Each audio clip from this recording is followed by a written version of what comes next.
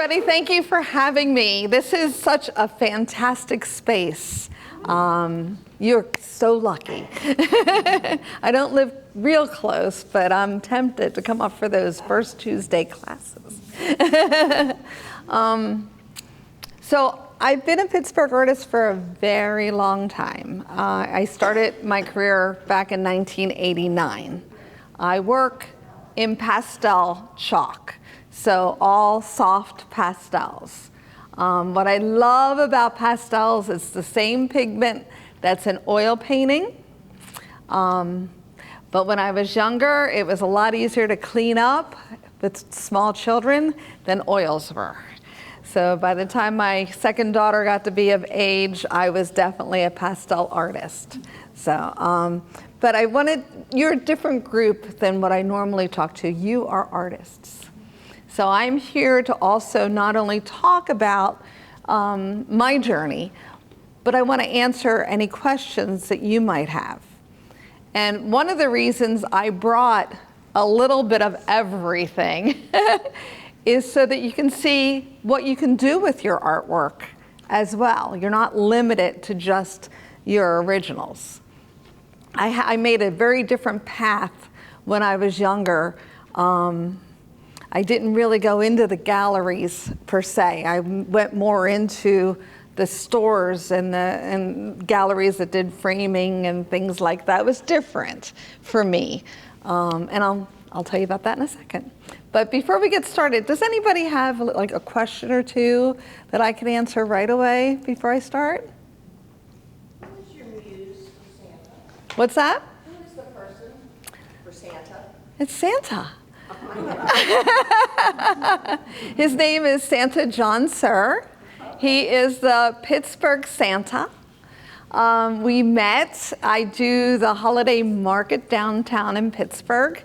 I've been doing it the last 13 years. He was their Santa to start with, and he would stop by my booth and he'd say, "You should do a Santa series." And I said, "You're right," you know, and which was extremely different than my Pittsburgh. But what people didn't understand was I was a portrait artist before I was a Pittsburgh artist. So I'll start. A lot of people ask me when I started to draw and paint. If you listen to my mom, it was 18 months. I don't believe that. But my first memory was the first day of second grade when I had a lay teacher walk into the classroom, and of course we didn't have cameras back then. And I was so fascinated with how beautiful she was. I wanted to show my mom. And I just remember leaning over, grabbing my little red notebook and drawing her so I could show my mom. And I don't know if it was 2 dots, a nose and a smiley face or what, but I just know I was fascinated with faces. And unfortunately, as a daydreamer growing up in grade school, I would draw all my teachers. When I was in 6th grade, I was very quiet. And I thought I was one of the most interesting people in the world, but nobody knew it because I was so quiet. And I became a victim of bullying because I couldn't express myself outwardly. And so I tried gum, I tried money, I tried anything to get kids to like me, and it didn't work. And this one girl decided she'd give me a bloody nose in the middle of class when the teacher wasn't looking. And when the teacher turned around, I raised my hand to go to the bathroom because I told her my nose was bleeding, but I never told her what it was.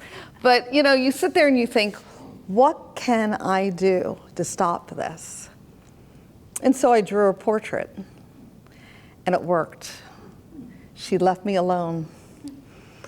And not only that, she left me alone for about 2 months. And when she started bullying me again, I drew a portrait again. And what I realized was it was my first marketing moment. I mean, you know, think about it. I saved my aching nose and I did something with my artwork. And it was like really the first realization that my artwork meant something to somebody else. And so like if I really cared about you, I would draw a portrait for you, you know? And like I said, I was just fascinated with faces, and I just draw with my number 2 pencil. And I love my 6th grade teacher. She really helped me out of the bullying situation. She had that beehive, remember those 60s, you know? And I could not get her nose right, and that little red eraser, I kept erasing her nose and reworking it and erasing, and got a hole right through that paper. And I was so proud, I gave it to her and I said, I'm sorry about the hole in the paper, I couldn't get your nose right. And so like it followed through. I was doing everybody's boyfriend and girlfriend pictures. I think I drew every president in the history books. I passed English class, not because of my grammar or my ability to speak, which sometimes I get tongue-tied, but by the book covers that I created for my book reports, and they just let me slide through. When I was a senior in high school, this really cool kid came out of class, and he went up to me and he says, "Can you draw my girlfriend's picture?" And I kind of squirmed a little bit. My best friend was standing next to me, and she said, "How much you gonna pay her?" And the kid thought and thought, and he said, $2. And my girlfriend said, she'll take it. And it was like my first commission, you know? It was like, I'm in the biz, you know? I graduated school and I started working right away. I'm not from this side of the state, I'm from the other side.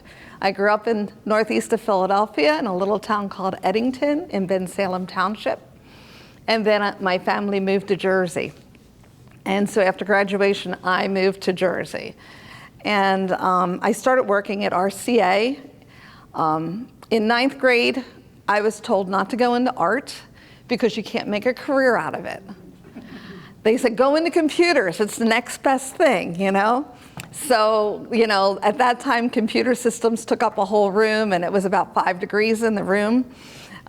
So that's what I did. I would take classes in a tech school in high school.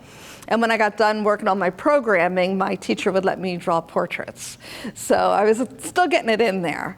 But after I moved to Jersey, I started working at RCA.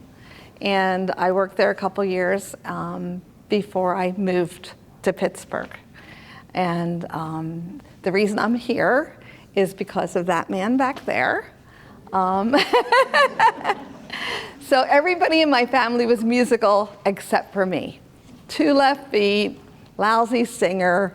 But everybody played, like my family played like French horns, harmonicas, organs, they sang, and I'm like sitting in my bedroom drawing on a desk that my father made me, thinking, this is a lonely life, you know? And I would try to do music. And my father had an old violin, and in 6th grade, I started playing the violin, and I got placed 2nd seat, 2nd violin. When I graduated high school, I was 2nd seat, 2nd violin. I never progressed. But when I was in 11th grade, our high school did an exchange concert program. And our new orchestra traveled across the state to Bethel Park High School. And I got off the bus and I put my violin case down in the auditorium. And there was this really cute guy with this beer shirt on, moving choral risers. And I said, I gotta meet that guy.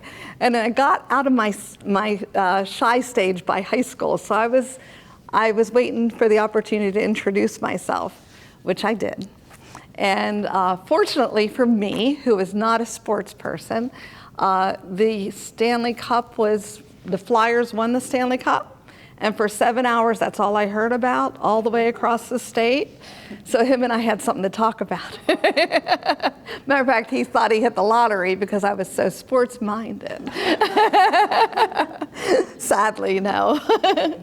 But anyway, we met when I was in 11th grade. He was a senior, and 2 years later, he called me, and we started dating, and long distance, and I would come out to Pittsburgh, and he'd take me down at Christmas to see the lights, Kaufman's windows, the Horns tree.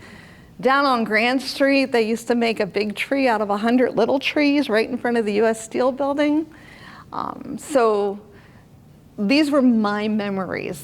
When I was back, when the trip that I did in 11th grade, on the way out of town, we stopped at the cathedral and we went through the international rooms. And as a budding young artist, it was so amazing to me to see all these beautiful painted rooms. So we got married in 1980, and I was doing portraits, and he went into the ministry. So he was in seminary, and I was back doing computers again. But while I was doing the computer work, I would take somebody's picture off their desk, and I'd draw the portrait, and I'd bring it in the next day, give it to them, and it actually started a lot of commission work for me. So, and at that time, I was pretty much just drawing with pencil and just a little bit of pastels. But it was just something that I enjoyed and I loved to do. And we actually moved to Greensburg when he got a job. Before he was in seminary, he got a job with Bell Telephone. And we were in Greensburg for a little bit. And I went around with my brag book, of my portraits. And this gallery, Custom Corners, really liked my portraits. And they said, you can sit in front of our store. You wouldn't have to pay the mall fee. And we'll do like the matting and the framing. So I would do portraits there and at home. I was real slow. So I would like pretend I was doing a whole portrait, but I was doing part of it and then finishing it up at home. When he left seminary, we came back to Pittsburgh, and Custom Corners had expanded to like Village Square and a couple other locations. And they asked me to do the same thing. So I was doing portraits in front of their store. And the owner's husband asked me if I would do a streetcar painting. And I said, I've never drawn a building before in my life. And he says, I've asked 3 other artists and I didn't really care for their work. He says, but even if I don't like it, he says, I'll put it up in the gallery to sell it at the store, So it was like, okay. So I decided my bus stop when I was working was Kaufman's. I knew from being new to Pittsburgh that people had met under Kaufman's clock for generations. And I thought that would be a really good corner to put a streetcar, right? And so, unfortunately, I was self-taught and didn't know how to do perspective very well. So the Kaufman's looked like it was going to fall over. But I was blessed to live next door to a graphic designer, and he would spend hours teaching me perspective until it didn't look like the building was going to fall over. And I can't tell you how many tears of frustration I had learning perspective. But finally, once it was all done, and this is how I work, I do the sketch first, and once I do a full sketch and completely get all the bugs worked out, then I paint over it. So once I had the sketch done, then I could paint it, And so at the time, so when I started doing portraits after high school, I think I got $4 a portrait. And like every time somebody would give me a tip, like if they gave me a $5 tip, like maybe the next one would be $10, Then if they gave me another $5 tip, or like, maybe the next one would be $50. So I built myself up. I think I got all the way up to $125, which was pretty good over the years, And then I started doing this Pittsburgh piece, and I'll show you the painting. I have it. I pulled a little one of it. This was my very first painting, called Meet Me Under Kaufman's Clock. Okay. So nostalgic. Yeah. Everybody that's from Pittsburgh. It's nostalgic. Yeah, and that's, I think the title itself sold half the paintings, quite honestly. And that's my husband in the window putting the wreath up. He's a really cheap model. So, so once I finished it, I thought, this was really hard to paint. I'm going to charge $350 for it, right? So the lady next door, who I didn't like because she yelled about our cat all the time, she wanted to buy it, and I thought, nah, I'll tell you what. I'm going to charge $900 for it. That way she wouldn't buy it, you know. And then somebody came and I didn't know who he was, and I told him the price and he laughed, you know. But anyway, the print got printed, and honest to Pete, it sold like crazy. So one thing, I had to learn how to draw buildings, you know, but I was so blown away because like I was sitting there doing a signing, and this really tall man comes with this trench coat, because that was popular back then, this trench coat, and he was a lawyer. And he said, I have to buy this painting because I knew I was old enough when my mom told me I could run around town as long as I met her back under Kaufman's clock at 1 o'clock. And he says, she's passed away, and I just wanted this to remind me of her. And he had tears in his eyes. And I went home that night and I told Tom, I says, it's like doing a portrait for the whole city. I said, I always loved that, you know, with the portrait, it was so personal, you know, like from family to family, you know. And this was like, I could do one painting and like 1,000 people could buy it, you know. And I was very lucky because I didn't have the financial burden. The gallery did the financial burden. I just did the creative part at the time, you know. So it really, really worked well for me.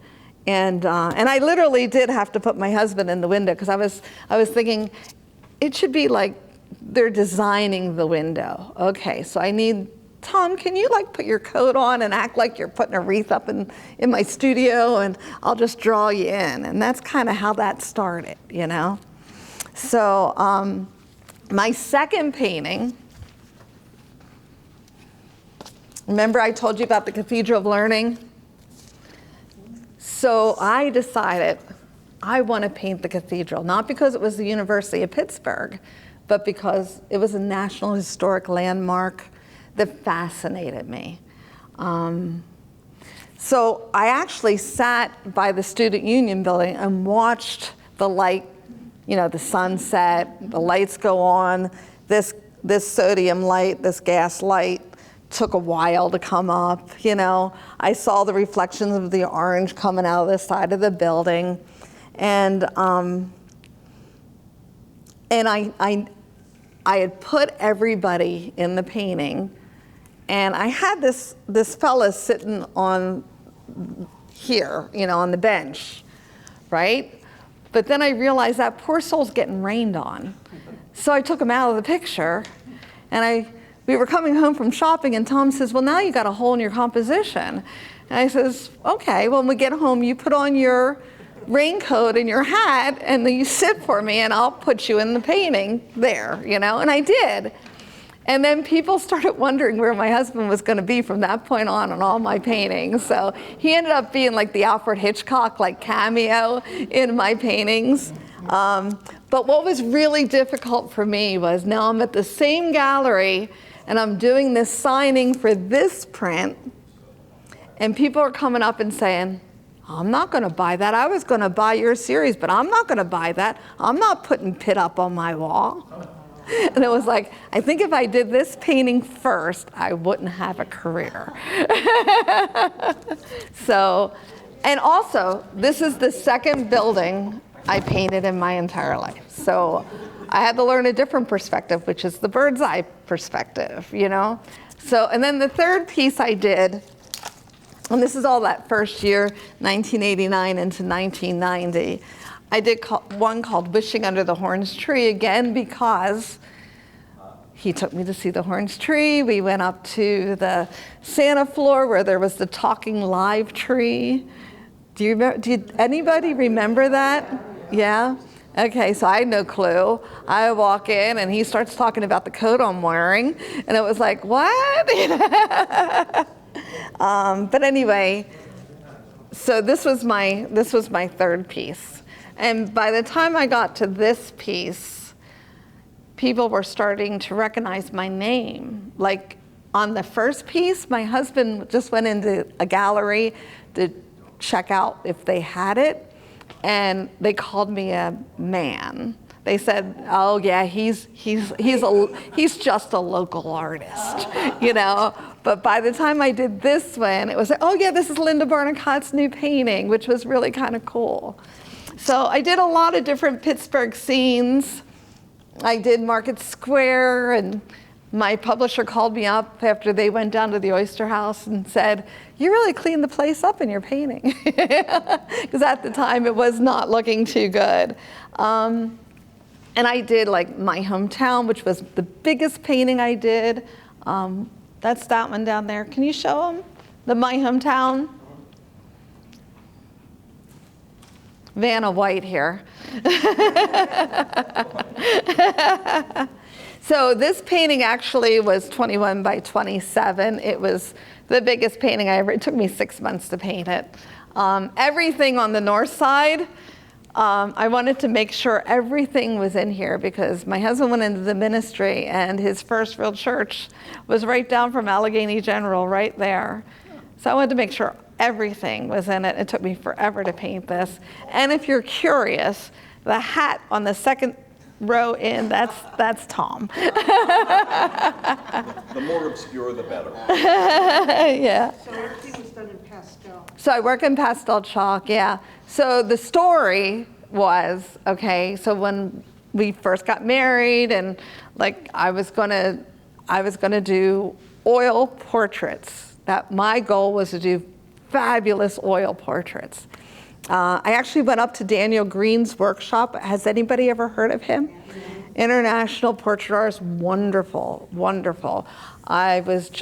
We were just first married when I went up there. I went up for a week. And again, like I said, I was self-taught. So I would start with one eye, and I'd go over to the nose, I'd go over to the other eye, I'd come down the nose to the mouth, I'd go over to the ears. I worked my way from the inside out. Where I guess, like in art school, they taught you the egg thing. I never learned that. So that was how I always arrived at my likenesses, right? So I get up there, I'm scared to death. I'm really like, wet behind my ears. Pastels, I could not seem to grasp them because they just seemed like every time I paint somebody, they get bigger and bigger and bigger. The values weren't there. And the first day we're up there, he's doing a portrait, and he starts with one eye, and he goes to the nose, and he did it the same way I did it. And it was like, oh, good, I got the likeness part. I don't have to worry about that. I just have to worry about the color. He was really good with color harmony. And in that 1 week, it really transformed my portraits. And I actually bought my first set of Grombacher pastels. I had Rembrandts when I went up there. But anyway, so pastels was something I was doing, and then oils. And I figured I'd do both, and I got pregnant. And my doctor said, you can't do oils because of the fumes. So I worked in pastels, and then I was breastfeeding, and the doctor says you can't do oils because of the fumes. So then she was 2, and I wasn't doing oils because she was into everything. And so when she was 4, I started doing oils again, and I got pregnant again. So after 8 years, I was a pastel artist. So I fell in love with the medium. It has grown so much just in my life. We have all these nice, rich, dense colors now that are just so good to paint with, especially for Santa, actually. Yeah, so. Does anybody have any questions at this point? Yes?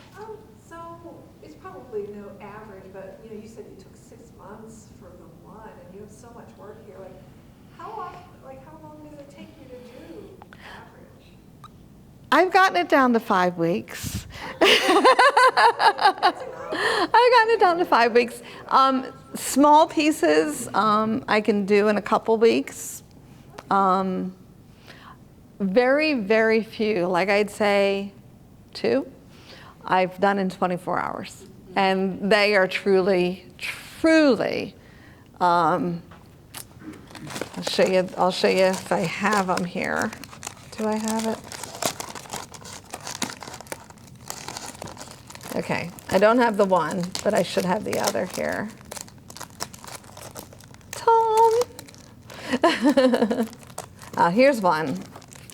So the first one that I did that took me like 24 hours was years ago.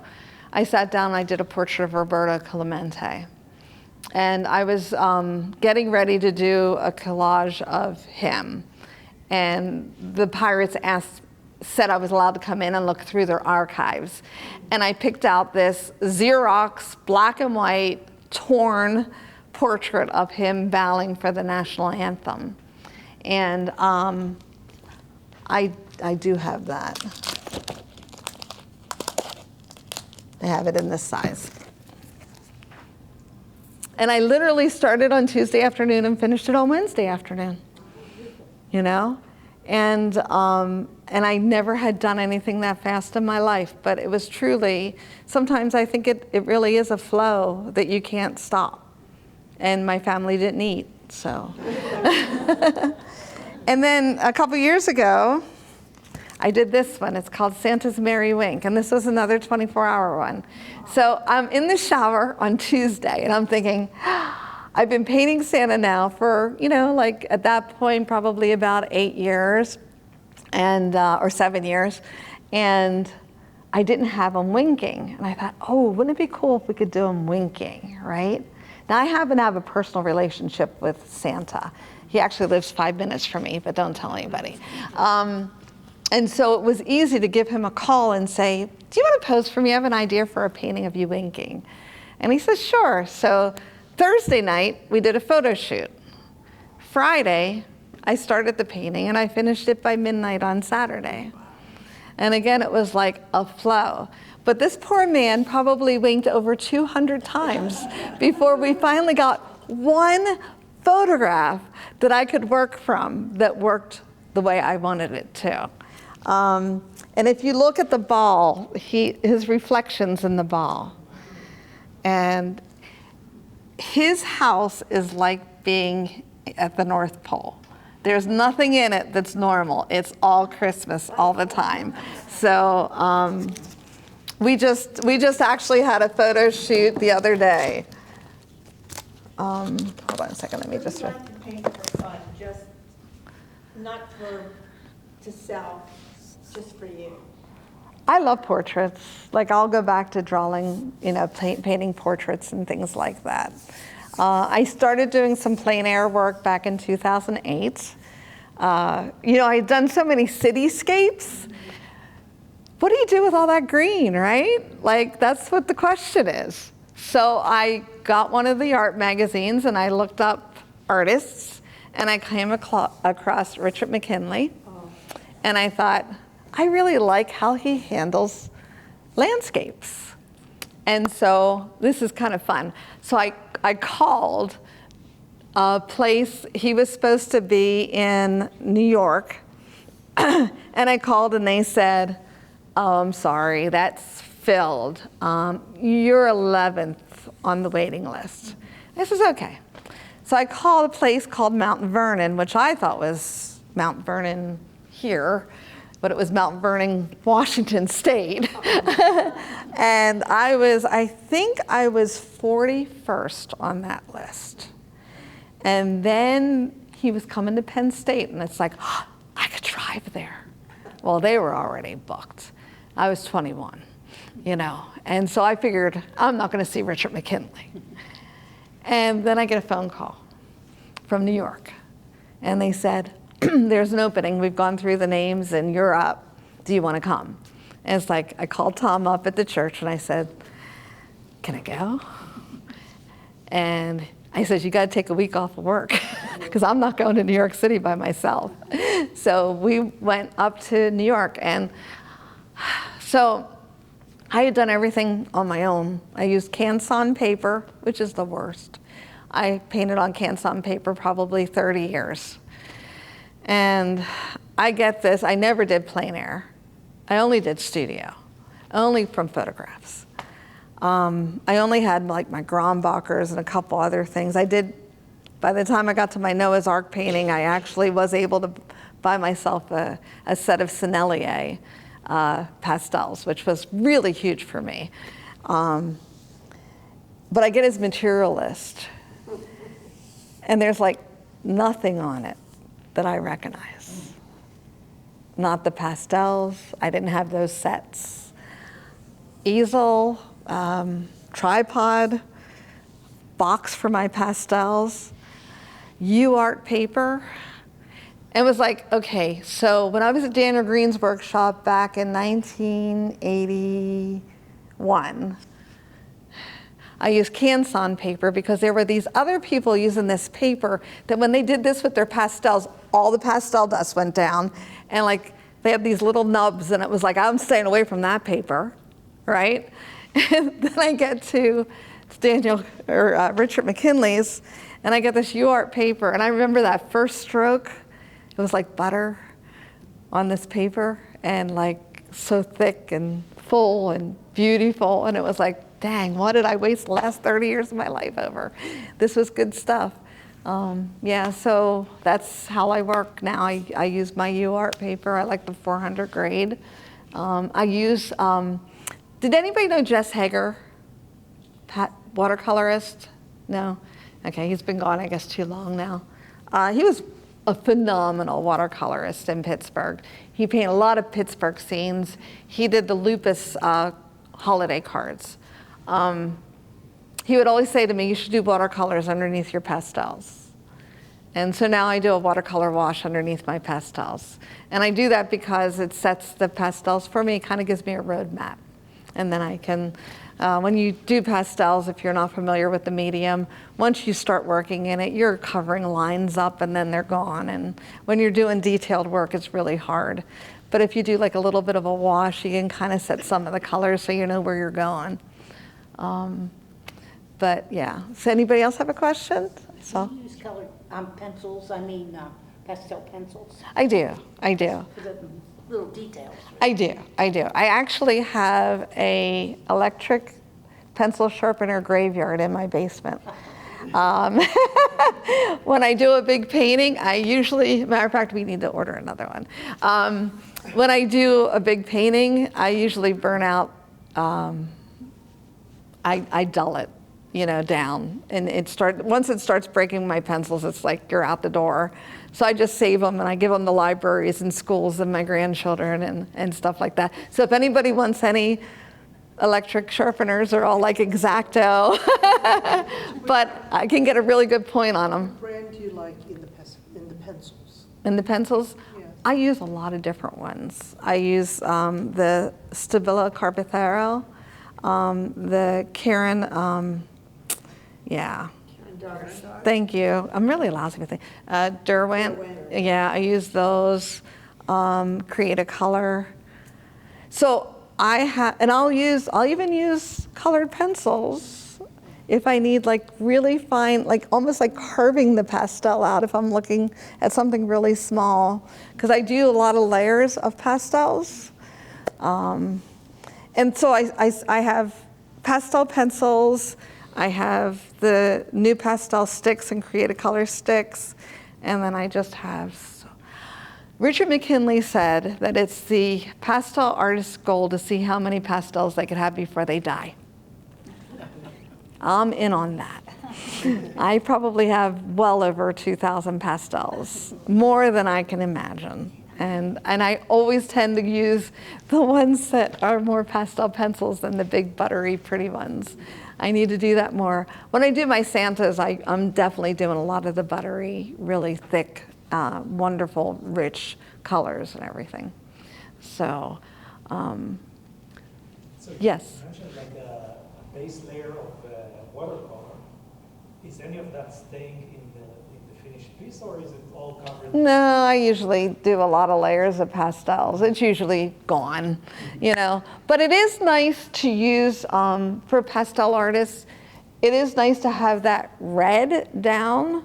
Like, for instance, I did a painting with Macy's with the red awning, and I was able to do that in watercolor first, and my Hills painting, I was able to do the underpainting. I did it in red, because red gets into everything, and like this red against this cream would have been really difficult if I just used the pastel. But because I had the watercolor there, I could really work around it. But I really did color all the watercolor up with the pastels. So Is it alcohol wash? I have used alcohol washes. I've also used, I've used water. I've used pastel underpainting, like, do the pastels and then water it down. So I've tried a little bit of everything for underpaintings. Sometimes I just start painting without an underpainting too, so, yeah. Well, so any pastel artists here? You and you? Okay. And everybody else, are you watercolor or oils or mixed media? It all depends on what you mean by a pastel artist. There's the attempting it, and then there's the succeeding it. This is true. Aw. Well, it's all just fun, yes. So I do oils and acrylics. Okay. Paintings. But my question is, do you ever run into like the artist version of writer's block, where you're not sure what to paint next and what direction you want to go? And do you ever get burned out? Yes, and yes, and yes. Yeah, actually, Richard McKinley was the answer to burnout. At that point, I had done so much work, so much of the city paintings, it started to get very monotonous for me. And so doing something completely different with Richard was good. Is anybody familiar with Richard McKinley's work? Okay, he's very delicate, and he's fabulous. He is completely different than me, okay? Completely different.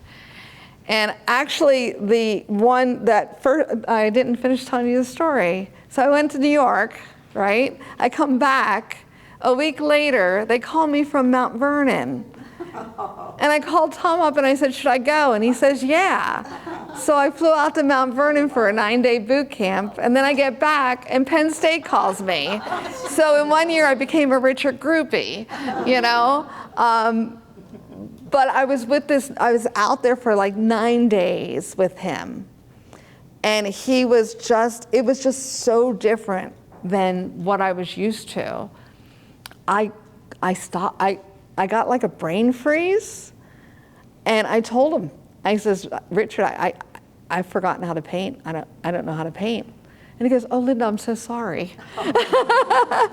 And it lasted for a couple of hours where I literally, I was immobilized, and then I started again. And I felt like it was like a real turning point in my career, because when I came back, I went through a purple stage. So I painted paintings like this one. Okay, and you'll see my Pittsburgh shimmering season, but like this piece. He was all into violet. He kept on, he looked like a mad scientist when he said the word violet, his eyebrows going up in the air and stuff like that. But anyway, it changed how I did things. If you look at, where's my Kennywood? If you look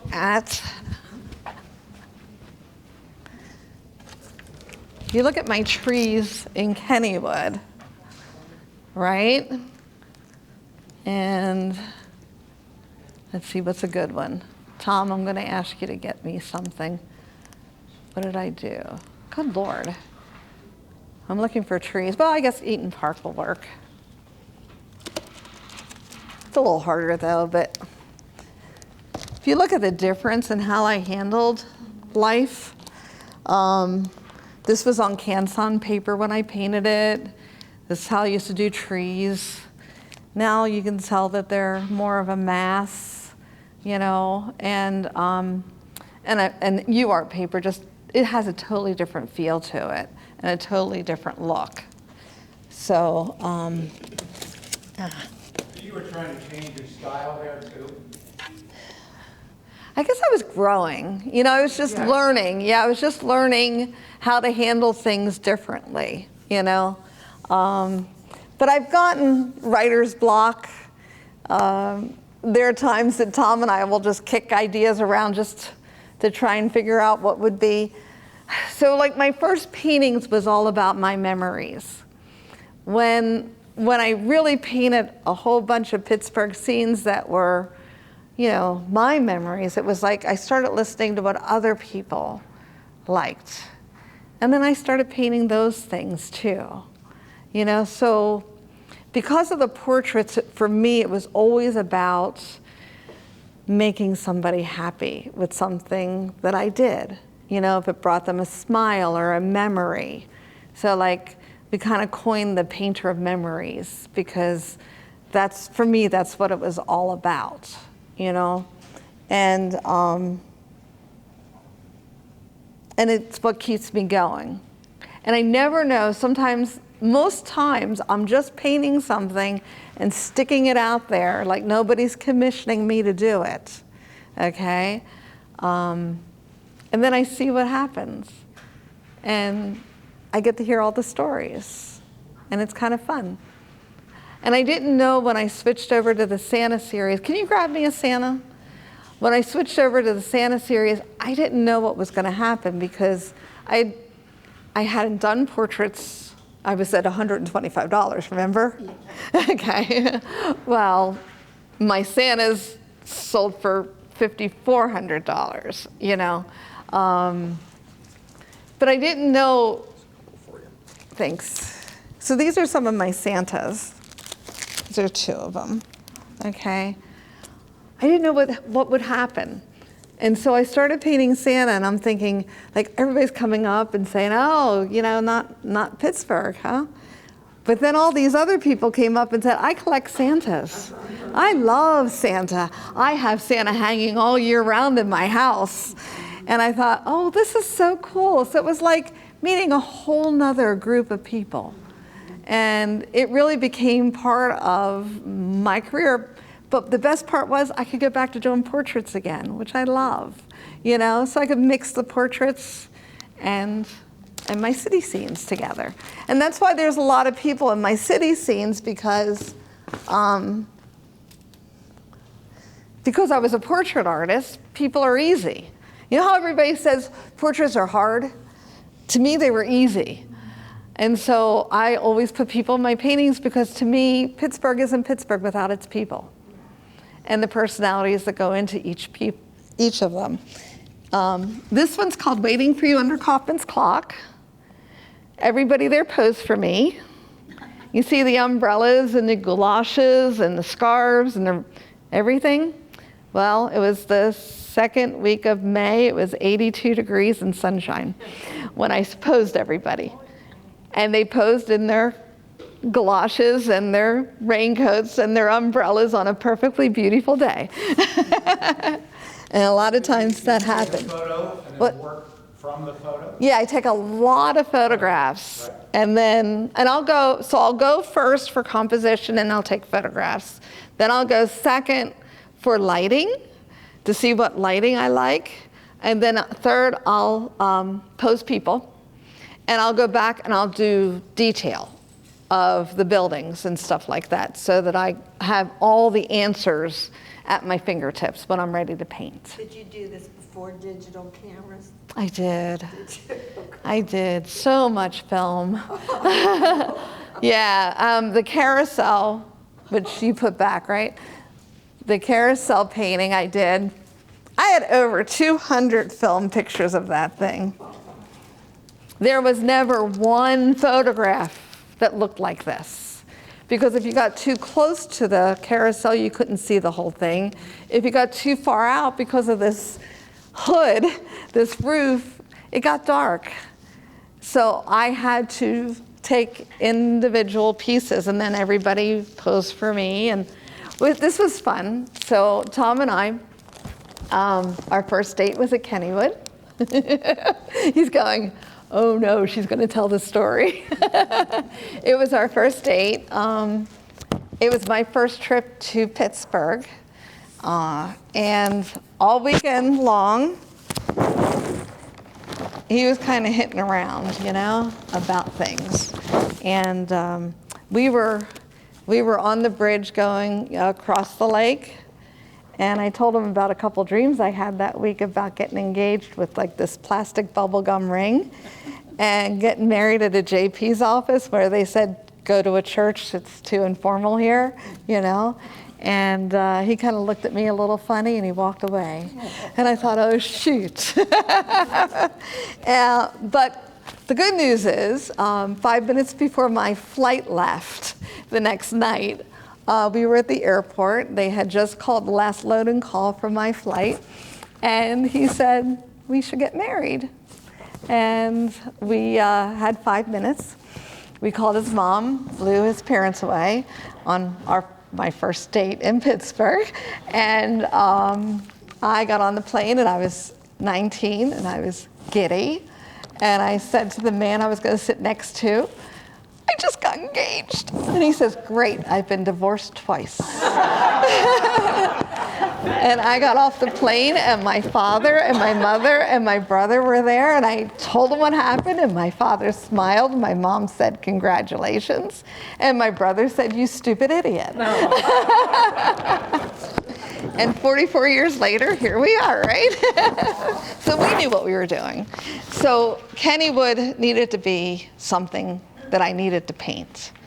And so the carousel was the first piece that I painted. And if you have a memory of Kennywood, anybody here memories of Kennywood? Yes? Anybody remember Tony Sacramento, who ran the carousel? No, okay. So they called him Mr. Kennywood. And he would always ride that carousel. For 60 years, he took the tickets from the carousel and rode it along with everybody. He would always face backwards, kind of leaning out while it went around in circles.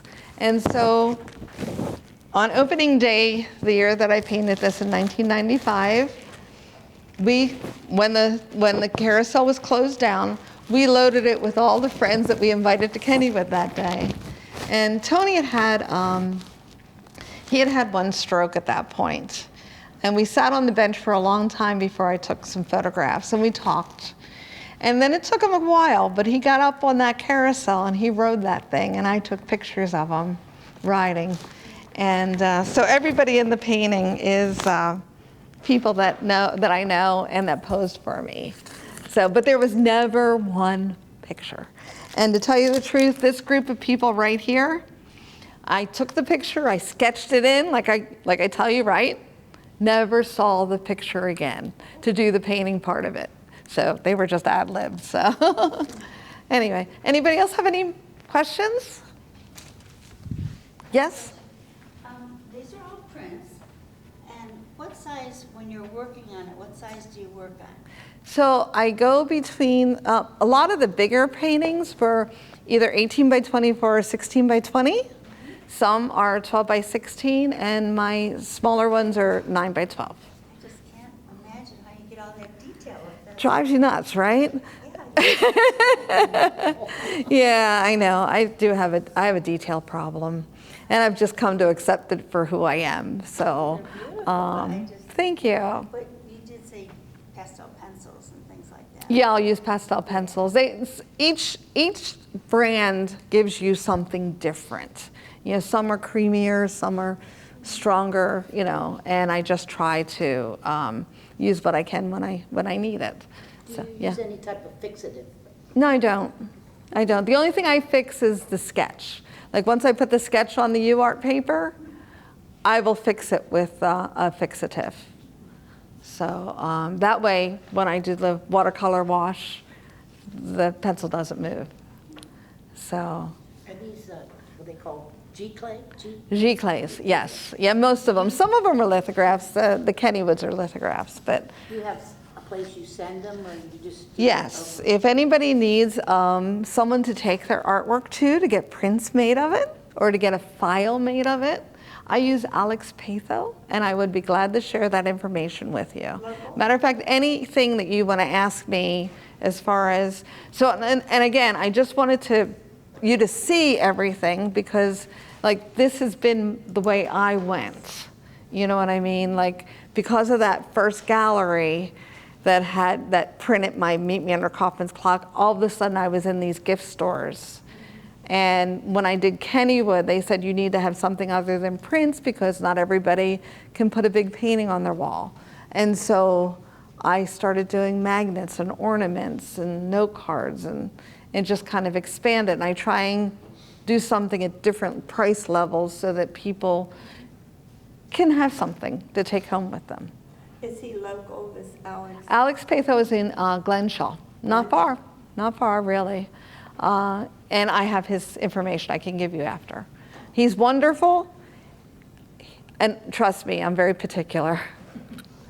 He is wonderful. He matches my original. What does he do now? He will take a photograph of your work. Yes, He will bring it into the computer, okay, and he will color correct it to look just like your original. And he will print it out on a giclée or on canvas, whatever you'd like. So that's, he does these prints for me. He does all of these prints for me as well. And then I have other people that do like the metal work and the pins and my note cards. I use Trust Franklin Press. I work through people to get the glasses done. They're local, they're out by the airport. So, yeah, so if you have really any questions on any of this, please, I can, at least tell you what, when I was younger, I wish somebody would have sat down and told me, hey, don't even try using those people. That will be a lousy experience. I had those lousy experiences. I feel like I'm really surrounded with a good team now. So, yes? What, excuse me, what landscaping in Pittsburgh haven't you done you want? Well, funny you should ask. I'll be painting Heinz Hall this year. We were just down taking some photographs actually in the freezing cold. Yeah, I'm hoping for a nicer day, but a lot of times I will take pictures in the winter time when the leaves aren't on the trees so that I can see things. And then I'll come back later on in the season once everything fills in to get the lighting, to get how the trees look. Sometimes I'll do landscaping. If the trees are too big, I'll make them smaller so you can see what I want you to see. have you done anything with falling water? I have not.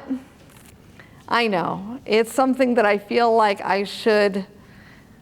I tried reaching out a few times. I've not been able to really have a good conversation. But I feel like that's something I should not paint unless they say it's okay, because that is on private property. But if you know a contact there, let me know. I've worked with Kennywood. I ended up working with Kennywood, oh gosh, they invited me to be part of their festival over the 4th of July for 18 years. I've worked with Wendell August Forge. They've created over 40 of my paintings in their ornaments. I have worked with Franco Harris for the 40th anniversary of the Immaculate Reception. It saddened me greatly for his 50th of what happened. But we actually were text buddies. My daughters got a kick out of the fact that Franco had texted me and I needed to answer. And we met several times, and he was very, very humble man to work with. Bill Mazeroski signed all of my prints with his Hall of Fame signature. And then I enclosed like a picture of him signing the prints because everybody said, how do I know that's his real signature? So that's how they know. Johnny Unitas got one of my paintings because, as someone told me, what do you get a man who has everything? So he got my Westview Dips painting because that meant a lot to him. Anything else? Oh, I did the cards for the American Cancer Society for 17 years until they closed the program down. And during those 17 years, they made $750,000 from my Christmas cards. And that was my donation. So it all went to cancer research and prevention. Anybody else have any questions? I know you're getting tired. So thank you for having me. If you have any other questions, I'll be here for a long time cleaning up. If you, and you're supposed to take food. But Marcy's saying take food. If you, thank you for having me. If you do want to purchase anything, I will sign it for you, and my husband will check you out. Okay? What the park is